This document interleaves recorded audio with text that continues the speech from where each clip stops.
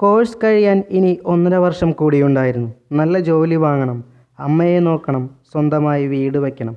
പ്രതീക്ഷകൾ ഏറെയായി 1.5 വർഷം മുമ്പ് കാനഡയിലേക്ക് പഠനത്തിനായി പോയതാണ് അലിൻ രാജ്. കഴിഞ്ഞ തിങ്കളാഴ്ച കൂട്ടുകാർക്കൊപ്പം പോയതാണ്. ബീച്ചിൽ ഇറങ്ങിയപ്പോൾ വെള്ളത്തിൽ മുങ്ങിപ്പോയി. ഒപ്പമുണ്ടായിരുന്ന 2 പേർ രക്ഷപ്പെട്ടു. രക്ഷാപ്രവർത്തകരെത്തി തെരച്ചിൽ നടത്തിയെങ്കിലും അലിനെ രക്ഷിക്കാനായില്ല. കൂട്ടുകാർക്കൊപ്പം വെള്ളത്തിൽ കുളിക്കുമ്പോഴാണ് മുങ്ങി മരിച്ചത്.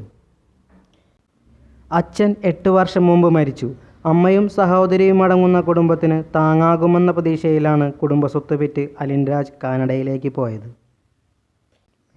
സർ സാൻഫോർഡ് ഫ്ലെമിംഗ് കോളേജിലെ വിദ്യാർത്ഥിയാണ് പാലക്കാട് സ്വദേശിയായ അലിൻ രാജ്. കോഴ്സ് കഴിയാൻ ഇനി 1.5 വർഷം കൂടിയുണ്ടായിരുന്നു.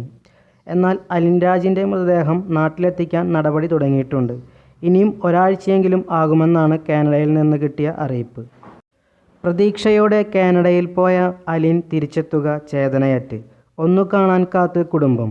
മകൻ്റെ മൃതദേഹം വിട്ടുകിട്ടാൻ കാത്തിരിക്കുകയാണ് പാലക്കാട് കിഴക്കഞ്ചേരിയിലെ കുടുംബം. അതേസമയം മൃതദേഹം നാട്ടിലെത്തിക്കാനുള്ള നടപടികൾ ആരംഭിച്ചതായി ഒട്ടാവ പീറ്റർബ്രോ മലയാളി അസോസിയേഷൻ ഭാരവാഹികളും അറിയിച്ചിട്ടുണ്ട്.